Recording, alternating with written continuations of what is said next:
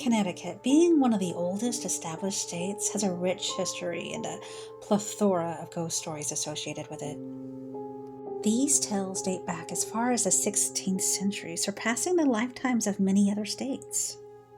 Despite its small size and distinguished reputation, Connecticut is home to a diverse range of supernatural phenomena that defy expectations. Urban legends in Connecticut encompass a wide array of eerie subjects, including ghosts, UFO sightings, encounters with fairy folk, curses, mutated creatures, and haunted dolls. And known for its numerous historical deaths, Connecticut offers a chilling assortment of stories that can send shivers down your spine and make your hair stand on end.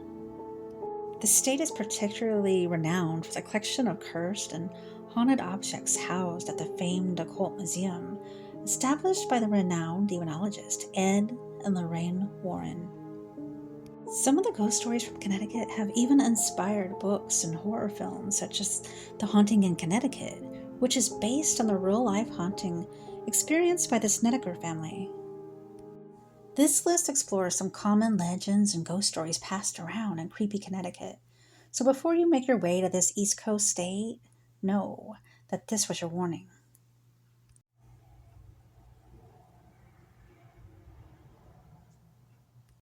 Midnight Mary, Evergreen Cemetery, New Haven, Connecticut. On a dark and wintry night in 1999, the general manager of Evergreen Cemetery got an emergency call about the security alarm going off. He recalled it was one of those nights where it was icy snow, but the temperature was rising and it was kind of melting and stuff was falling, and there was these little ice patches, Fiore recalled during a recent lantern tour of the cemetery. When he got to the cemetery that cold wintry night, he looked around and two thoughts crossed his mind. One, it was dark as hell in there, and two, there was nobody there. No policeman, nothing. So he decided to leave and tried to make his way out of the cemetery's Winthrop Avenue exit. His car refused to move, and despite the wheels continuing to spin on the ice, he said he felt like his car was being held back. As Fiore looked down at his car's radio, he noticed the clock change from 11:59 p.m. to midnight, and when he came into work the next day, there was no record of the alarm going off at any one of the buildings. Fiore attributes his experience to the cemetery's own resident ghost, Midnight Mary, who, according to urban legend, haunts Evergreen Cemetery after she was accidentally buried alive in 1872. Her giant pink granite gravestone reads, "At high noon just from, and about to renew her daily work, in her full strength of body and mind, Mary E. Hart, having fallen prostrate, remained unconscious until she died at midnight of October 15th of 1872, and born December 16th, 1824.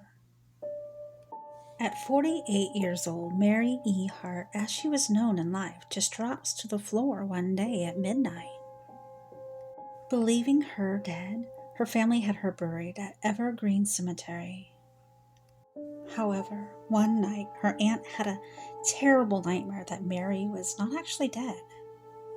The aunt eventually convinces the family to exhume the body, and when they open the coffin, they find Mary's nails bloodied from scratching and a petrified look on her face. It's believed that Mary may have suffered a stroke, and when she fell to the floor, her family believed she was dead, and so they buried her, not realizing that she was still alive. The inscription on her gravestone offers a foreboding warning in bold black text: "The people shall be troubled at midnight and pass away." Some believe anybody caught in the graveyard after midnight or who desecrates her grave would die shortly thereafter. While the quote is from the book A Job in the Old Testament and in context is a statement about being resigned to fate, some locals over the years have interpreted the phrase to mean that Mary hated the world enough for burying her alive to curse it with her final elegy.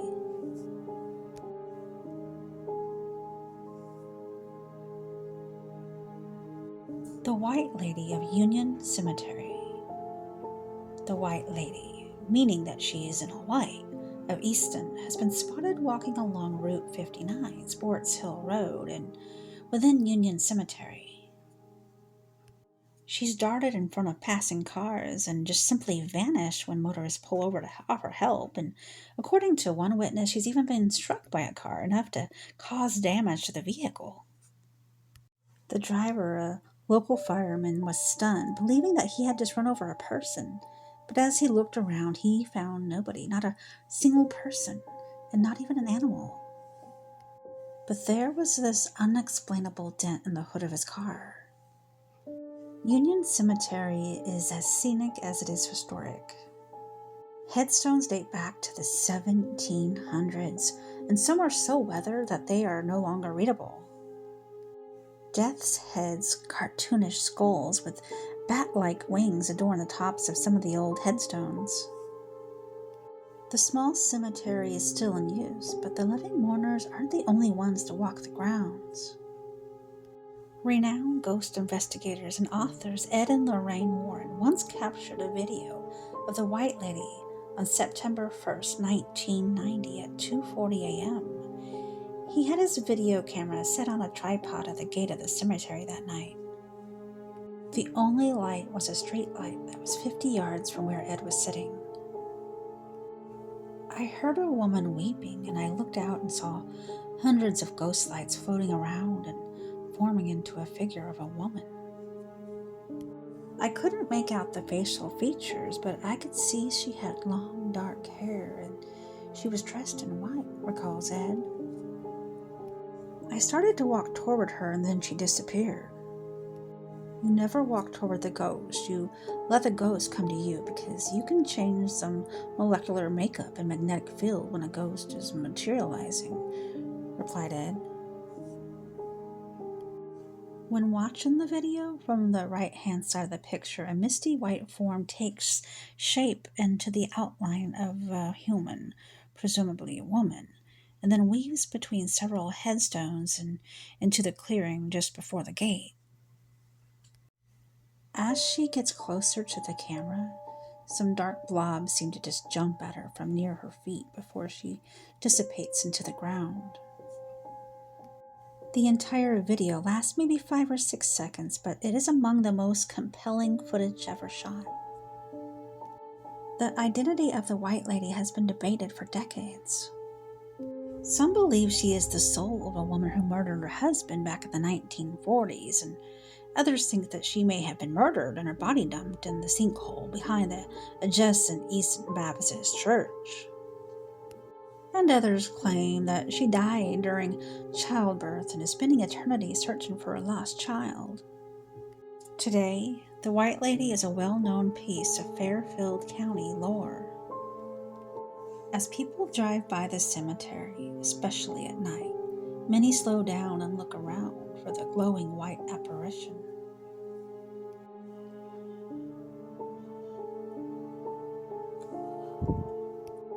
Ernie, New London Ledge Lighthouse.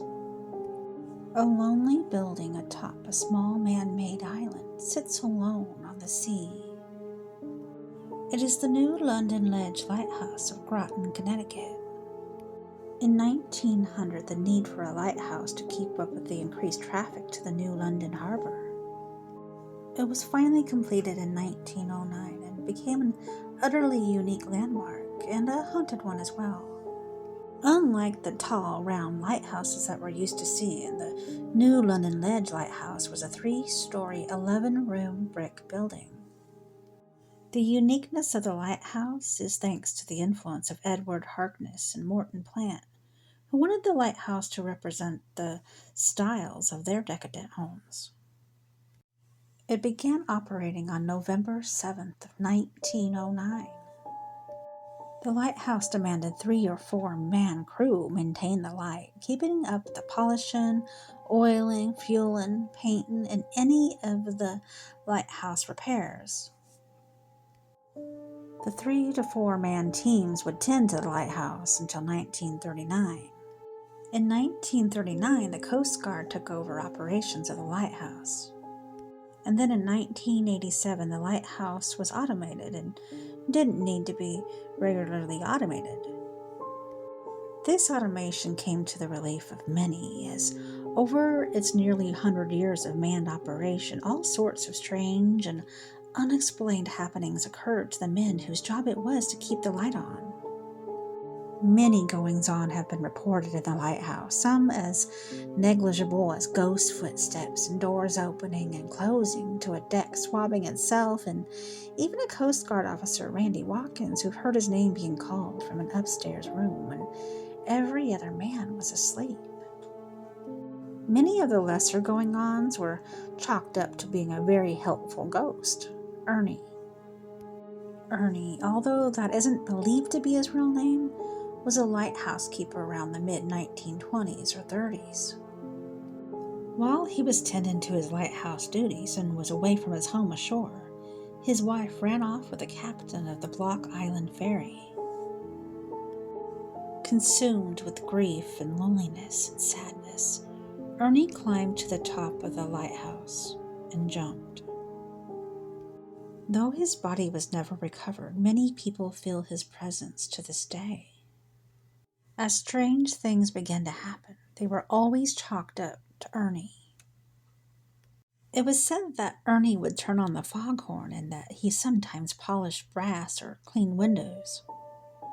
According to locals, actual ghost sightings are rare, and supposedly only visiting women have ever seen the lighthouse's ethereal resident. Perhaps Ernie still feels camaraderie for those who visit and tended to the lighthouse in the decades after his death. In fact, those who recount their experiences with Ernie never seem to be scared. And his interactions with humans seem to be playful and at times even helpful, as he was often reported as helping out with daily duties.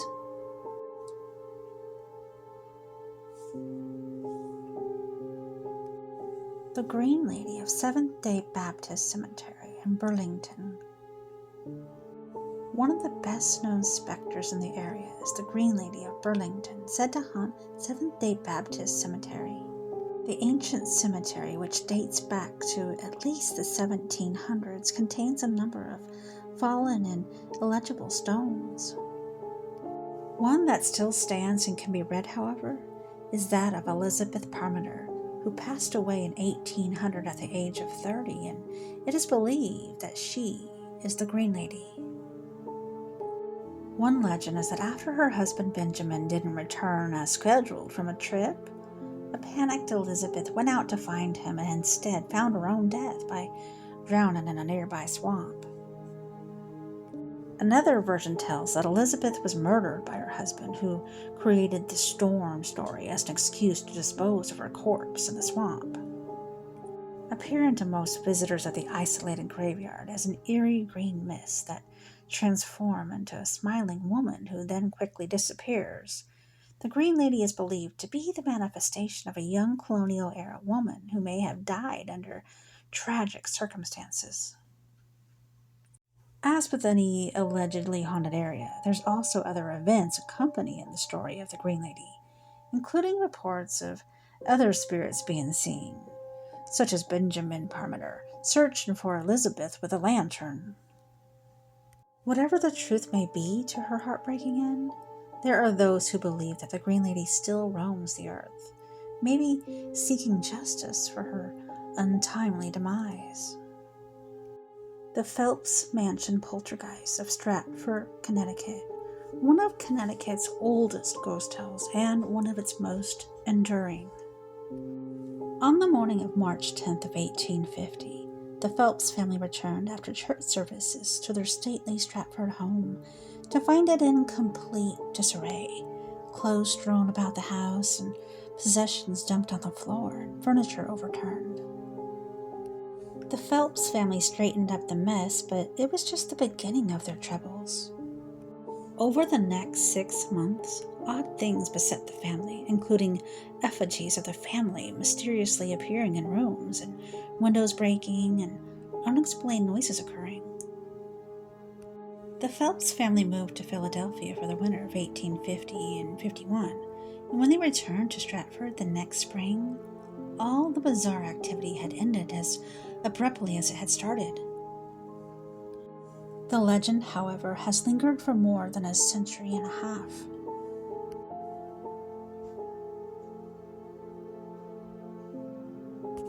The Black Dog, West Peak Meridian, Connecticut.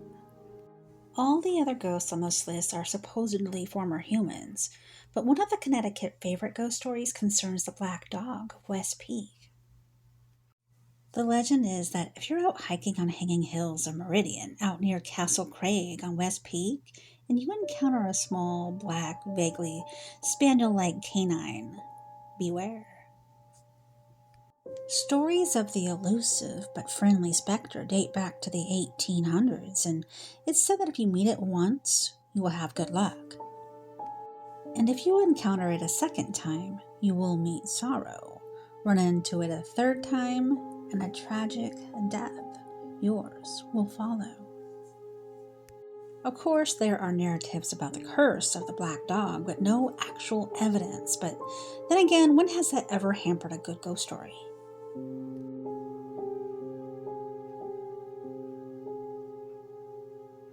Hannah Cranna. Known as the Wicked Witch of Monroe, Hannah Cranna became quite the local legend.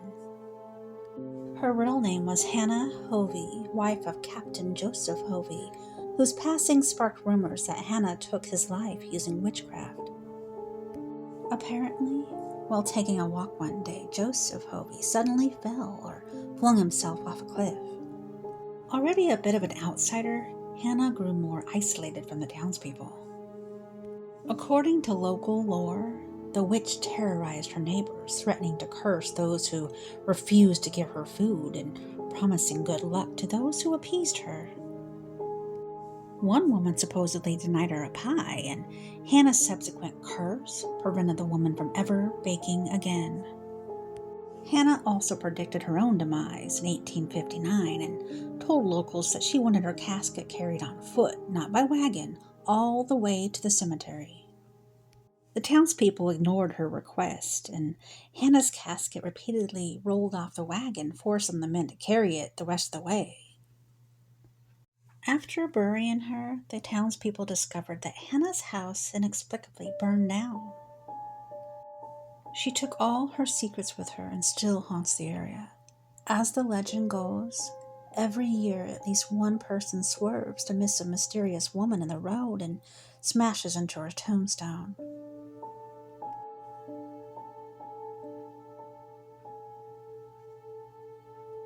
Eerie piano music plays underneath Gardner Lake. Back in 1899, a homeowner near Gardner Lake in Salem, Connecticut, bought a plot of land across the lake and planned to wait until it froze over to scoot his house over to its new location by putting it on sleds. Everything was going smoothly until the team left the house on the ice overnight, too cold and tired to keep working, and returned to find it partially leaning into the water, the ice having cracked under its weight. All they could do was get some of the furnishings and valuables out. The piano in the parlor was too heavy, so it got left behind and the entire house sank once the ice melted. To this day, people claim to hear music that seems to be floating up out of the lake.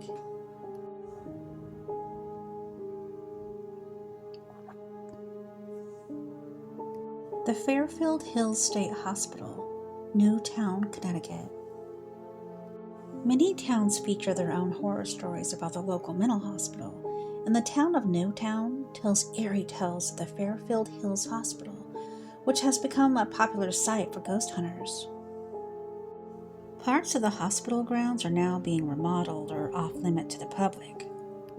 According to legends, cruel methods practiced here included lobotomies and electric shock therapy, which didn't come to light until the hospital's closure in the 1990s. After it was shut down, former patients and staff began telling of the abuse from unqualified medical staff and mysterious deaths that occurred in its walls. The hospital, which operated in the 1930s, housed up to 4,000 patients. Doctors attempted to treat mental illness with now limited practices like hydrotherapy and electroconvulsive therapy and even lobotomies. Then, patients were transported through an underground tunnel which has since been closed shut. The now abandoned space seems to have been abruptly vacated. Items are still inside the rooms, and dirty old curtains still hang in the windows. It's deemed haunted, and explorers have reported that shrieks and screams can be heard when you listen closely. There have also been reports of footsteps and children laughing and orbs on the cameras. While no one is hospitalized there anymore, the patient's spirits may have never left.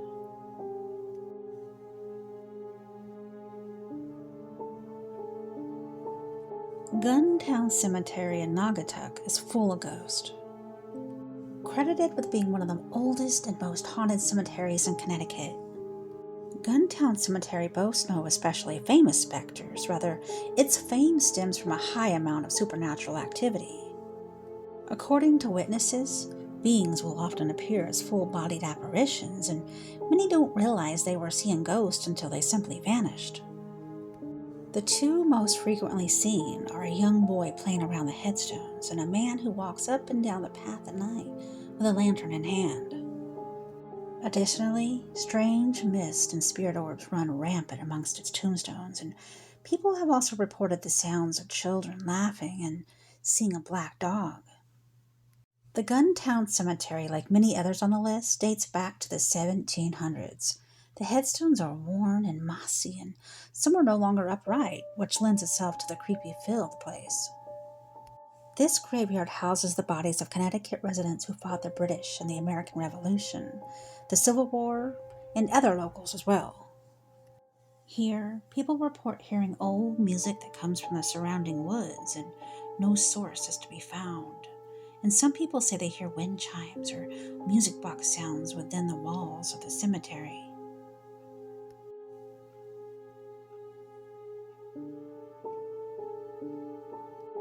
The Winstead Wildman. Everyone knows the story of Bigfoot or Yeti who hides in the wilderness. Even in the small state of Connecticut, a reported being has been spotted over the centuries, known as the Winstead Wildman. Dubbed as Connecticut's own Bigfoot, the Winstead Wildman is described as a large, naked man covered in dark hair. The story of the Wildman delves back in time to 1895. He reportedly terrorized locals on 2 occasions, nearly 80 years apart, when the 6-foot-tall figure emerged from the woods. He was last seen in the 70s, where witnesses swore that the figure they saw was no bear. Some speculate that the wild man may actually have been a real man, Arthur Beckwith, an escaped psychiatric patient who ended up roaming the countryside. It's said that the story of the wild man may have been fabricated by the editor of the Winstead Herald in order to garner attention in readers. It's unknown if the wild man was ever caught or if he's still lurking in the woods today.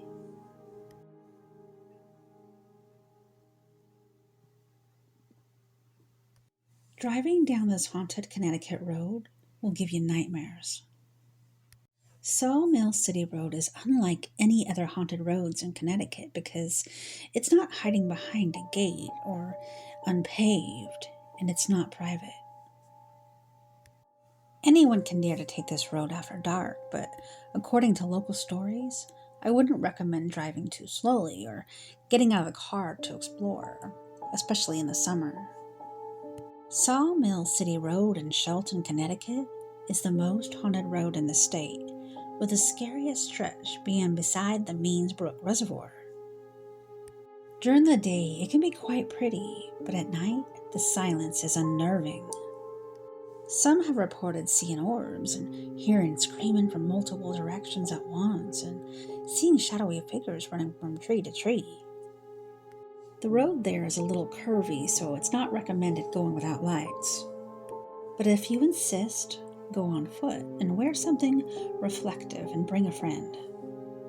After all, safety is the most important part of the entire experience. Reports tend to increase during the summer, likely because of high temperatures. Some say they see the Melon Heads hunched over at the reservoir, drinking.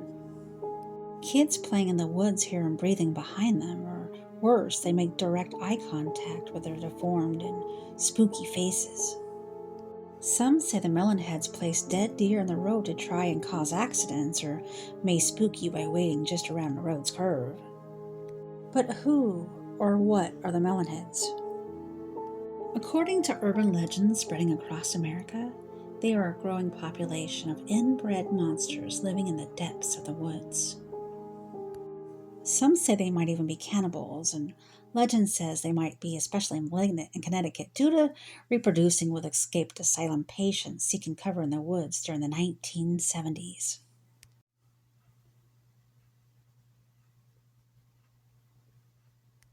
The sea serpent of Essex, Connecticut. What's more terrifying than a 100-foot-long giant snake? An eel or snake-like serpent caught the attention of the New York Times and Scientific American in the early 1800s after Middletown residents spotted the monster at sea. Witnesses described the sea serpent with a 10-foot-tall black head with eyes as big as small plates. It reportedly fled up and down the river, and its motives were unknown. The sea serpent is rumored to have found a home in the Hog River Tunnel underneath Hartford. It's been over 100 years since a sighting, but the monster could always make an appearance again.